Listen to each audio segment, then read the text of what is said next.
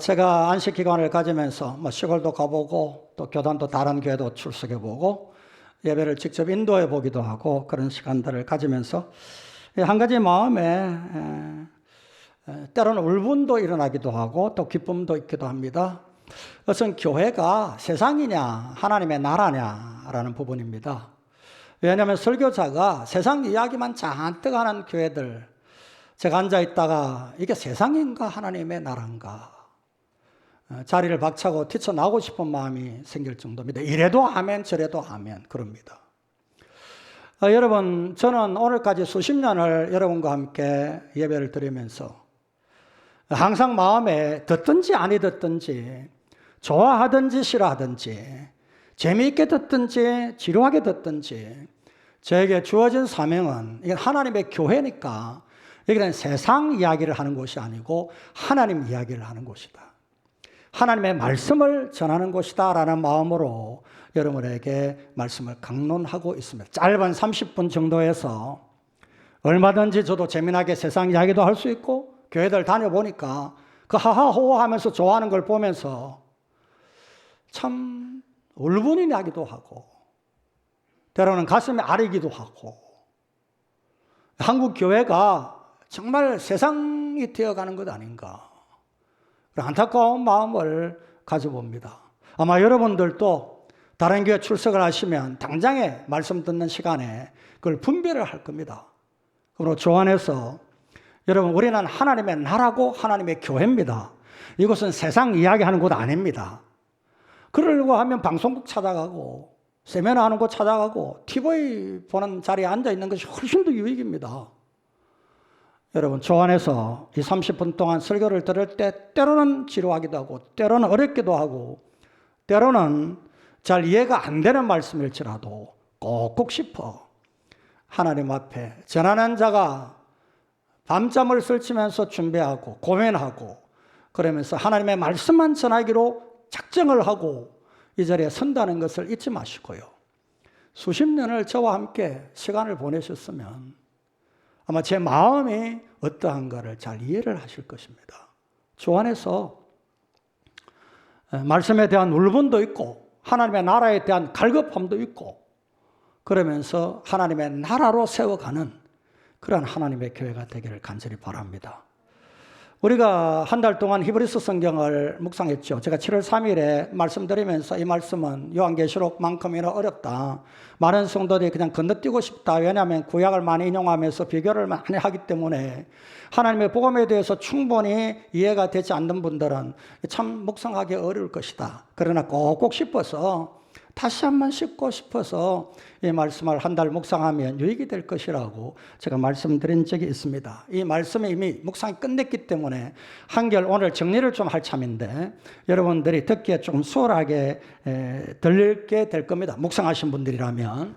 그리고 결론의 말씀을 간단하게 드리면서 제 히브리서 성경을 좀 정리를 할 겁니다. 히브리서 성경을 신학자들이 구분하는 것에 대해서는 여러분 매일 성경에 서론에 보면 다 나오니까 참고하시고 저는 묵상자로서 설교자로서 성도들이 좀 쉽게 한 세 구분으로 나누었습니다. 제가 7월 3일에 말씀드렸듯이 1장부터 3장까지가 서론이고 4장 멜기세덱이 나올 때부터 이제 어려워지기 시작합니다. 그때부터 10장까지의 말씀을 본론으로 하고 오늘 나누게 되는 12장, 13장을 결론으로 합니다. 그러면 딱 한 장이 남습니다. 그게 믿음장이라 일컬어지는 11장입니다. 이것은 1장부터 10장까지의 내용을 12장, 13장에 나오는 결론과 연결시켜주는 가교 역할을 하는 그런 말씀으로 제가 묵상하면서 오늘 여러분에게 설명을 해 갈 것입니다. 먼저 서론인 1장부터 3장까지 말씀을 제가 드린 것 간략하게 복습을 하겠습니다. 먼저 제가 예수님에 대하여서 말씀을 드리면서 히브리서 2장 10절을 통하여서 예수님은 우리의 구원의 창시자이다. 구원에 대한 부분이 이미 구약부터 창세기부터 시작이 됐지만은 그러나 모든 구원에 대하여서 온전히 구원을 시작하시고 구원을 완성하시고 구원을 인도하신 분이 우리 예수님이시다. 그래서 구원의 창시자 예수님. 두 번째는 히브리서 2장 3절을 통하여서 우리가 받은 이 구원의 창시자로 통하여 받은 구원은 큰 구원이다. 제가 작은 구원을 많이 설명했습니다. 이스라엘 백성들은 구약의 가장 큰 구원을 출애굽 구원, 그 다음에 바벨로니아에서 돌아온 구원, 제2출애굽이라고 일컬어지죠. 그런데 그 모든 역사의 어떤 구원보다도 인류를 제해서, 나를 제해서 영원히 하나님의 나라 백성으로 거듭나게 하시고 구원하신, 경천동지할 일이죠. 천하보다 귀한 생명을 하나님의 나라 백성으로 거듭나게 하신 이 십자가 구속의 구원이야말로 크고 놀라운 구원입니다. 이 큰 구원, 그렇게 히브리서 성경을 말씀을 합니다. 그러면 이 큰 구원이 내용이 뭐냐? 그게 복음인데, 이 복음을 히브리서 2장 14, 15절 그리고 17, 18절에서 말씀을 하고 있고, 또한 4장 15절에서도 말씀을 하고 있습니다. 이건 매우 귀중하기 때문에 제가 오늘은 이제 복습하는 입장에서 여러분 다시 한번 이 말씀을 읽어보겠습니다. 히브리서 2장 14, 15절을 먼저 읽습니다. 한번 보시고 함께 읽습니다. 자녀들은 혈과 육에 속하였음에 우리를 말합니다. 그도 또한 같은 모양으로 혈과 육을 함께 지니심은 주님을 말합니다.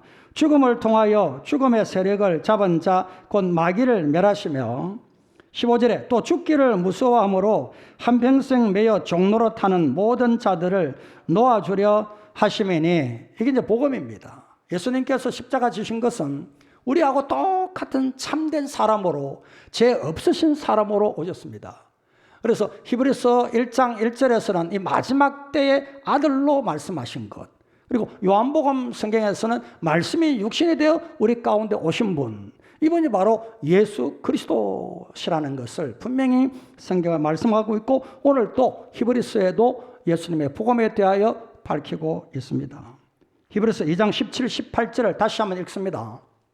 같이 읽겠습니다. 그러므로 그가 범사에 형제들과 같이 되심이 마땅하도다 수도합니다. 여러분, 그가 범사에 형제들 같이 되심이 마땅하다는 겁니다. 이건 정말 주님이 우리에게 구원을 베푸실 대제사장과 함께 앞으로 히브리서가 말할 겁니다.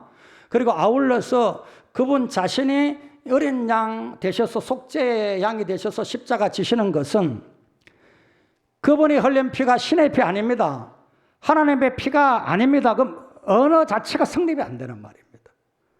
예수님께서 우리의 구주가 되시면 마땅히 그가 우리와 같은 몸으로, 죄가 없으신 분으로 우리 죄 있는 우리를 생명으로 생명을 대속하시는 구원이야말로 큰 구원이고, 그게 진짜 복음입니다. 이 부분을 이미 2장에서 17절, 18절에도 말씀을 합니다.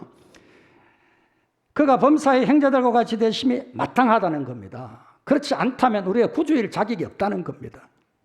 이는 하나님의 일에 자비라고 진실한 대제사장이 되어 백성의 죄를 속량하려 하심이라.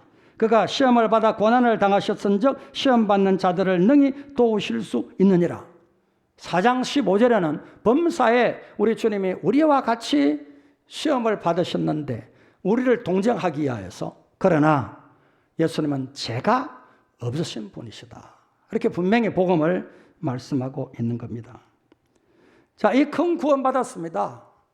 이 구원을 받은 자들이 이 큰 구원에 하나님 앞에 딱 붙잡혀서 흔들림이 없고 흘러내려가지 말아야 되는데, 초대 유대인으로서 복음을 받은 애들이 우리가 잘 압니다. 하루에 3,000명, 5,000명 베드로의 설교를 듣고 스데반의 설교를 듣고 많은 이들이 어쩌면 구름대같이 모여와서 교회가 섰는데, 그 중에 많은 이들이 로마 제국에 박해가 있고 또한 유대 동족의 유혹이나 유대 동족의 박해가 있으니까 그냥 언제부턴가 솔솔 빠져나가기 시작하다는 겁니다. 이게 흘러 떠내려갔다.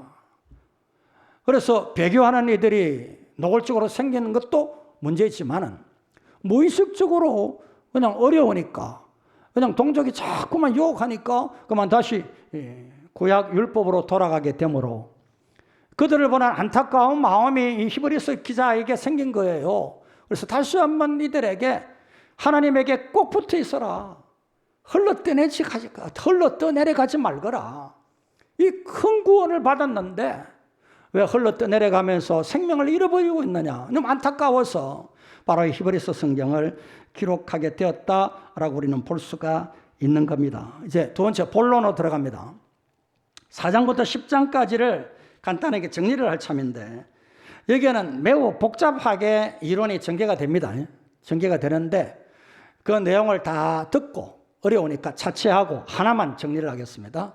그것은 바로 첫 율법, 첫 언약이 율법인데 그 율법의 제사 제도를 하나님이 허락하셨는데 그 제사 제도를 대표적으로 이끄는 자, 제사 드리는 자가 아론 계열의 아론 반열의 후손인 대제사장입니다. 제사장들과 대제사장.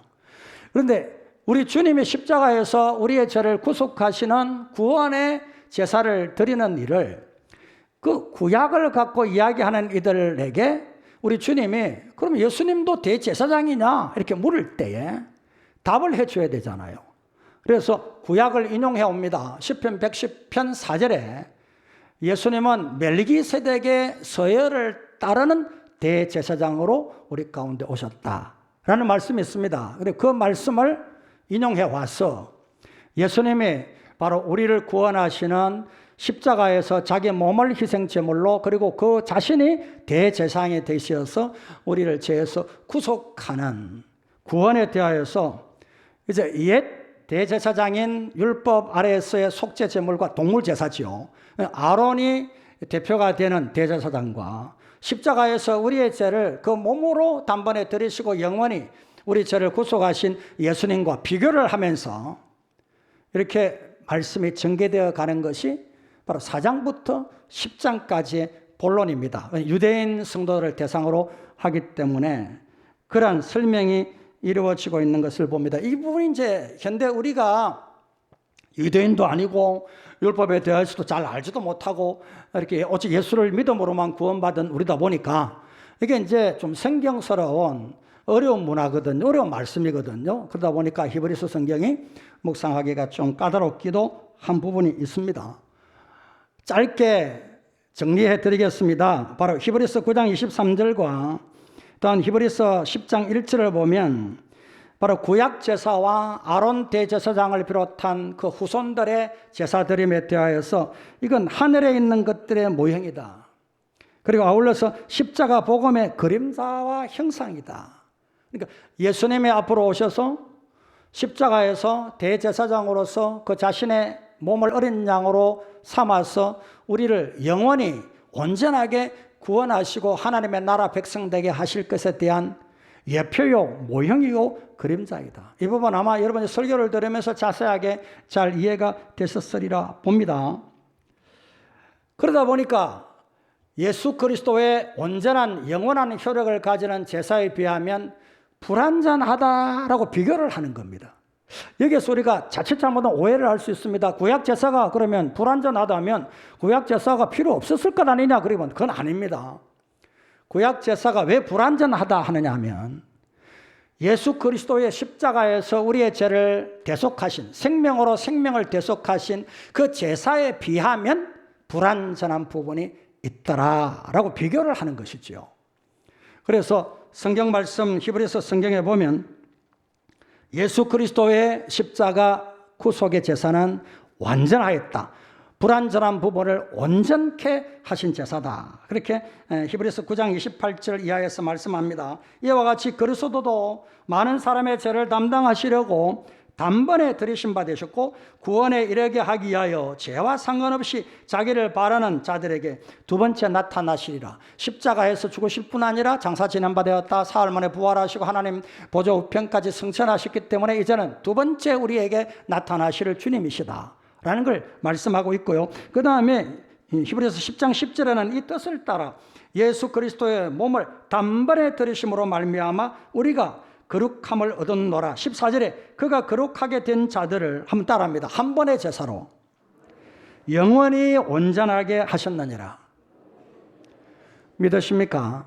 이게 우리의 복음이고 이게 우리의 구원이에요.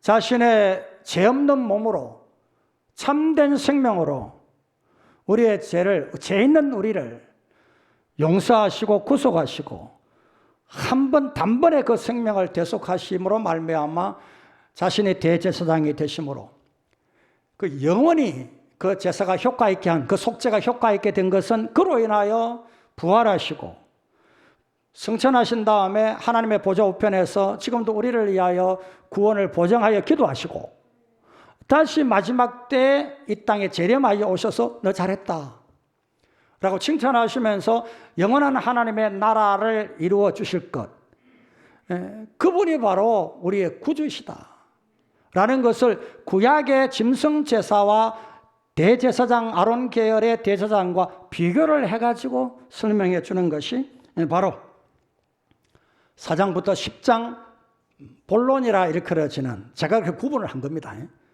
볼 수 있습니다. 자, 그러면 이제 우리가 이 부분에서 생각할 부분이, 묵상할 때 주의를 할 두 가지를 오늘 꼭 말씀을 드리고 싶습니다. 특별히 히브리서 성경을 묵상할 때 주의를 해야 될 부분인데, 첫째는 구약 제사가 그러면 죄를 씻지 못하는가? 라는 질문에 대한 거예요. 왜냐하면 히브리서 10장 4절 한번 읽어볼까요? 같이 한번 읽습니다. 이는 황소와 염소의 피가 능히 죄를 없앤다 그래요? 없이 하지 못한다 그래요? 죄를 없이 하지 못한다 그러니까 이건 죄를 씻지 못한다라는 말이 되잖아요. 여기에 오해가 생길 수 있습니다. 구약의 제사가 죄를 씻는데 효과가 없는 거냐, 이런 문제가 생길 수 있습니다. 자, 이건 성경 전체를 이해를 잘 해야만 풀어낼 수 있어요. 앞서 나오는, 같은 히브리서 성경입니다. 앞서 나오는 성경 9장 1절 보겠습니다. 첫 언약은 율법입니다. 첫 언약에도 섬기는 예법과 세상에 속한 성소가 있더라. 그러면서 19장 13절에 같이 읽겠습니다. 이게 10장 4절하고 충돌이 됩니다. 19장 13절에 같이 읽습니다. 염소와 황소의 피와 곧 암송아지의 죄를 부정한 자에게 뿌려 그 육체를 정결하게 하여 거룩하게 하거든. 아멘 됩니까? 그럼 구약의 속죄 제사, 첫 언약에서 드리는 제사도 하나님 앞에 그 피를 뿌려 죄를 용서 안 받고 거룩하게 된다는 말이에요. 그렇다면 하물며 예수 그리스도께서 우리를 위하여 십자가에서 그 피로 새 언약을 삼으시고 구원하신 구원이, 그러면서 비교를 해 나가는 거예요. 그렇기 때문에 10장 4절 한 절만 딱 보고 구약 제사가 죄를 씻는데 별로 효과가 없는 거구나 라고 생각하는 그런 잘못된 성경 묵상은 우리가 조금 지양하는, 다시 한번 정리해보고 점검해보는 귀한 은혜가 있기를 바랍니다. 두 번째, 제가 오늘 아주 중요하게 여러분에게 교훈을 해야 될 내용입니다. 한번 같이 문장을 따라 읽겠습니다. 같이 읽겠습니다. 앞에 나온 대로 같이 읽습니다. 예수 그리스도의 십자가 구속 후에 흘리신 보혈, 신의 피 또는 하나님의 피라고 표현하는 어떤 경우에도 잘못입니까? 잘하는 일입니까? 물어봅니다. 예수님이 십자가에서 흘린 피가 신의 피다, 하나님의 피다라는 말을 여러분 일평생 80, 70, 90 신앙생활 하시면서 들어본 적 있습니까? 없습니까? 들어본 적 없으실 겁니다. 왜냐하면 그렇게 표현할 수가 없기 때문입니다. 물어봅니다. 하나님에게 피가 있습니까? 하나님은 참 신이십니다. 신에게 피가 있습니까? 이런 표현은 해서는 안 될 표현입니다. 어찌 이게 교리적으로 맞느냐, 무슨 신학적으로 맞느냐 논할 필요도 없이 어처구니 없는 말입니다. 복음에도 없고 성경에도 없고, 만약 예수 그리스도의 십자가 보혈을 그 능력을 강조하기 위하여서 예수님의 흘린 피가 하나님의 피다, 그렇게 포함되었다라고 이야기하게 되면 예수 그리스도의 십자가 구속이 부인되는 강조점입니다. 무슨 이유인지 아십니까? 그러려고 하면 하나님의 피를 흘리고 신의 피를 흘릴 것 같으면 예수님이 이 땅에 사람으로 오실 이유가 없잖아요. 맞나요? 틀리나요?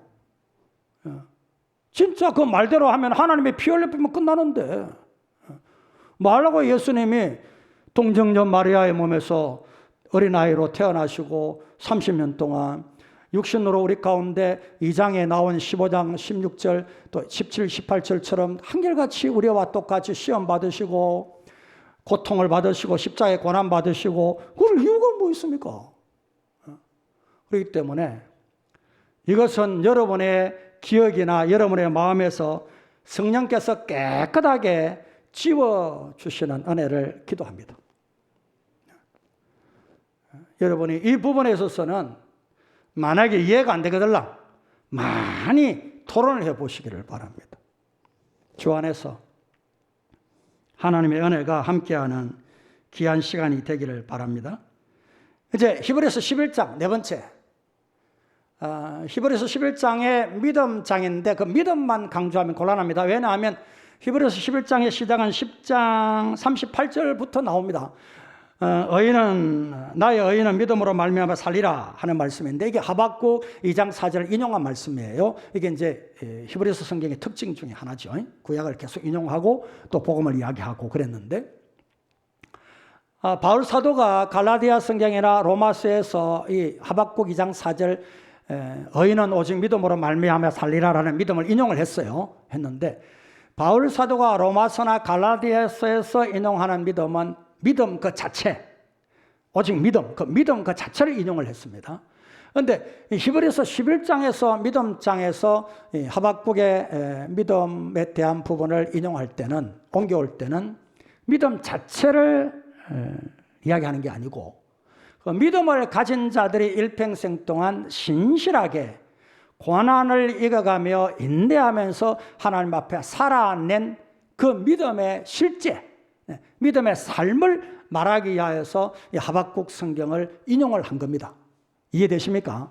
그러니까 벌써 믿음장을 접근하는 방식이 믿음 자체가 아니고 그 믿음의 사람들이 일평생 살아가면서 인내하고 죽음 앞에 있으면서 인내하고 고난을 겪으면서 인내하면서 하나님 앞에 신실하게 살아낸 것. 왜냐하면 지금 유대 그리스도인들이 바로 이 자꾸 믿음을 배반하는 일이 생기고 고난을 이겨가야 될 텐데 인내도 못하고 배교하고 그러니까 바로 이 믿음장을 통하여서 여러분의 구약에 있는 위대한 믿음의 선조들을 한번 보십시오. 이들은 믿음을 가지고 인내하면서 고난을 이겨가며 신실하게 하나님의 나라를 세워갔습니다. 그걸 이야기하려고 바로 이 하박국 2장의 믿음에 대해서 인용하면서 히브리서 성경 11장을 이야기를 하게 되는 것을 볼 수가 있습니다. 이들의 믿음을 정리할까요? 첫째, 이들의 믿음은 증거를 받았다. 그래서 증거는 믿습니다 하고 기도하면 하나님이 능력을 주시는 걸 말해요. 응답하셔서 즉각. 바로 그들은 얼마나 큰 능력을 행했는지 모릅니다. 믿음의 사람들은. 그런데 두 번째 특징이 뭐냐? 믿음의 증거는 받았는데 뭘 못 받았어요? 약속은 못 받았어요. 이 약속이 바로 중요한 겁니다. 자, 약속은 받지 못하였다 분명하게 성경이 말합니다. 그리고 약속을 못 받았기 때문에 그 약속이 이루어질 때까지 어떻게 살았느냐? 믿음으로 인내하면서 신실하게 살아가더라라고 이야기를 하고 있어요. 이게 이제 믿음장의 아주 핵심 특징입니다. 그래서 38절에는 세상에서는 이런 사람을 감당하지 못했다. 세상의 평가인데 이건 세상에서는 이런 사람들이 믿음 가지고 살아가는 걸 보고 저 사람들 맨날 예수 믿으면서 믿습니다 그러고 살아가는 거구나. 고난 속에서도 믿음 지켜간다고 저렇게 발버둥 치고 있는 참 어리석기도 하다. 하찮게 여김이 되었다는 말입니다. 본래의 뜻이. 세상 평가입니다. 그러나 성경의 하나님의 평가는 완전히 다르죠. 이 믿음의 사람들이 인내하면서 신실하게 하나님의 약속을 바라보면서 살아갈 때에 이 세상이 그들이 살기에 합당한 세상이 아니더라라고 평가를 해요. 이게 수직적인 평가예요. 여러분, 세상에서 여러분이 믿음으로 인내하며 살아갈 때 세상 사람들이 저 하찮다, 저렇게 구질구질하게 예수 믿는다 그러면서 나 천국 소망해요 아람에서 사냐, 이런 평가를 바라지 마시고 거기에 귀 기울이지 마시고 하나님께서 위에서 나를 어떻게 평가하시느냐. 너 옳다. 네가 이 세상을 사는데 믿음으로 살아가는 이 세상이 너한테는 합당하지 않구나. 너한테는 맞지를 않구나. 이게 하나님의 평가예요. 여러분, 주 안에서 이런 믿음의 삶을 바로 히브리서 11장 선조들에게서 배우는 그런 은혜가 주 안에 있기를 원합니다. 그럼 믿음의 선진들에게 약속된 게 뭘까? 그 약속이 이루어지지 않았고 약속을 받지 못했다고 하는데 그 약속이 뭐냐? 여러분 모르겠습니까? 구약의 하나님의 백성들이 늘 꿈이나 생시나 사모하고 바랐던 소망 하나가 있습니다. 그건 뭡니까?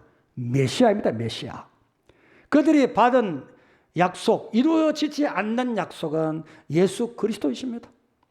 예수 그리스도가 오셔서 만인을 죄에서 구원하고 하나님의 나라를 세우기를 바라는, 이 땅에 하나님의 나라가 건강하게 영원히 세워지기를 바라는, 그래서 유대인들은 늘 항상 메시아를 그렇게 대망하면서 기다린 겁니다. 그 약속 보고.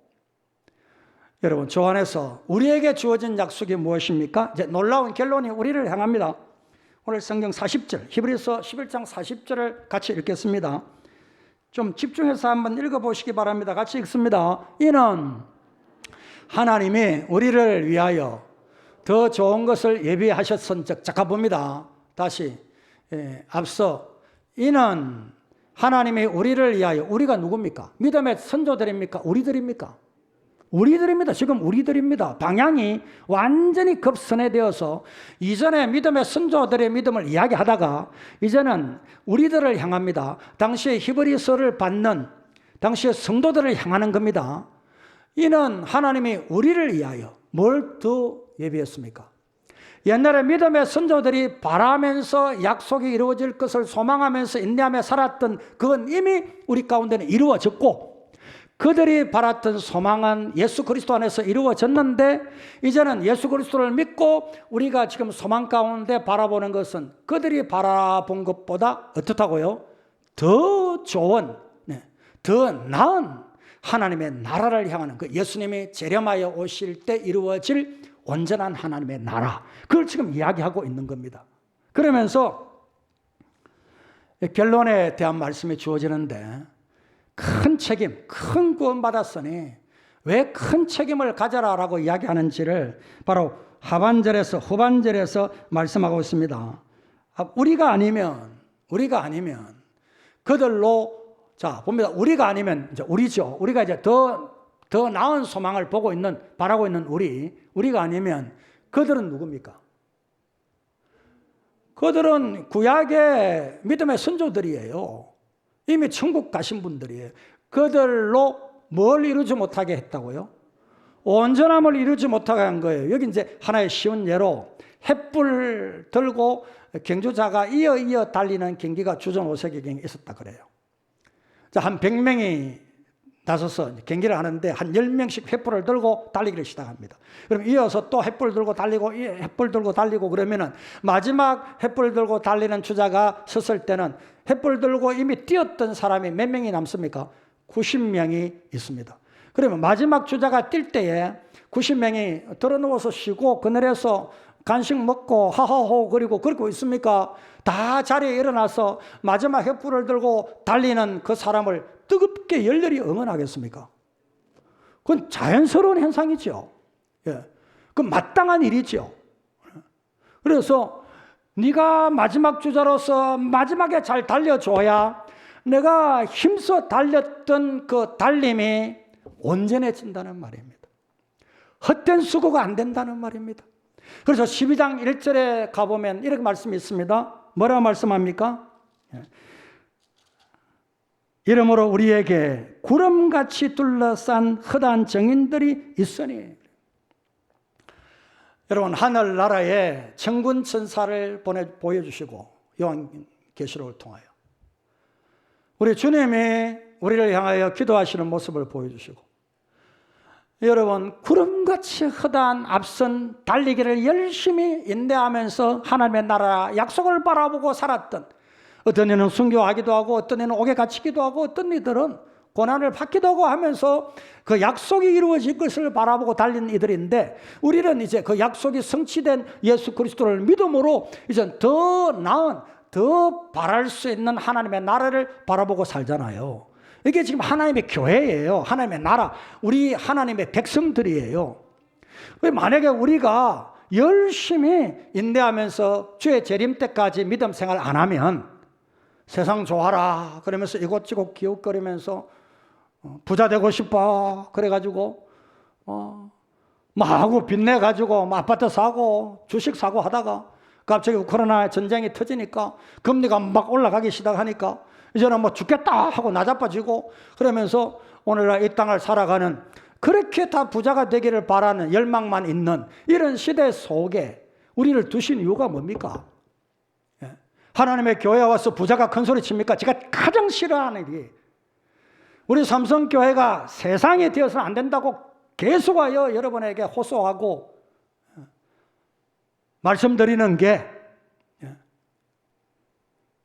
부자들이 큰 소리 치는 교회가 되어서는 안 된다는 말이죠. 믿음의 부자가 하나님 앞에 다 되는 교회가 되어야 된다는 말이죠. 그래서 진정한 하늘나라 가치가 있는 하나님의 공동체, 하나님의 나라, 이게 바로 우리가 이룰 하나님의 나라고, 지금 이루어야 할 하나님의 나라고, 이 나라가 비록 부족하더라도, 비록 온전치 못하더라도 우리가 지금 열심히 마지막까지 달려야 될 이유가 주님께서 재림하여 오실 때에 그렇구나 하고 모두가 다 함께 공중에 다 부름받아서 주를 영접하면서 하나님의 나라 완성될 나라를 찬양하고 경배할 때까지 마지막 주자, 진리의 횃불을 든 마지막 주자입니다. 그렇다면 우리의 책임은 무엇입니까? 12장 13장을 안 읽어도요, 바로 우리가 구약의 믿음의 선진들보다도 더 기쁘게 세상 보고 사는 게 아니라 하나님의 나라 보고, 우리 주님 말씀하셨듯이 뭘 먹을까 마실까 입을까 그거 염려하면서 살지를 말고 먼저 하나님의 나라와 의를 구하면 하나님께서 이 모든 걸 더해 주실 터인데, 그 먹고 사는 거 그게 매달려 가지고 하나님의 나라 백성이 아니라 늘 이전투고 늘 싸우고 늘 인상 쓰고 늘 불평원망하면서 하나님의 나라가 세상에 되어져 버리는 이러한 모습이 얼마나 안타까우냐 하는 거예요. 그러면 믿음의 선진들이 보면서 가슴 치고 고통을 겪는 거예요. 여러분 좀 잘 달려달라. 끝까지 좀 인내하면서 우리처럼 신실하게 하나님의 나라 좀 세워달라. 우리 주님이 마지막 재림하여 오시면 우리를 향하여 붙잡고 진정으로 여러분 한번 체험을 하고 여러분 앞으로 한번 경험해 보십시오. 이 말씀대로 저와 여러분의 마지막 하나님의 나라가 이루어질 때, 주의 재림 때 이루어질 때 끝까지 잘 인내한 우리들에게 누가 가장 기뻐하면서 와서 우리에게 고맙다 인사하겠습니까? 아브라함, 다윗, 구약의 믿음의 선배들이 마지막 주자인 당신이 잘 달려줬기 때문에 내가 온전해졌다고, 내가 보람을 느낀다고, 내가 너무 기쁘다고 아마 여러분을 붙잡고요, 다윗이 인사할 것이고 아브라함이 인사할 것이고 모세가 인사할 거예요. 내 눈을 열어 주의 법에 기이한 것을 보게 하소서. 여러분, 바로 이 히브리서 11장을 통하여 큰 구원받은 우리에게 놀라운 특권이 주어졌는데 이제 이 특권에 대한 책임을 내가 크게 감당해 가리라. 이 다른 게 아니고 세상에 해란되어 살지 말고 하나님의 교회로 모일 때마다 세상 이야기하지 말고 세상 이야기 좀 즐기지 말고요, 하나님의 말씀, 하나님의 이야기, 하나님 나라 이야기 그것 좀 즐기면서 그것 좀 기뻐하면서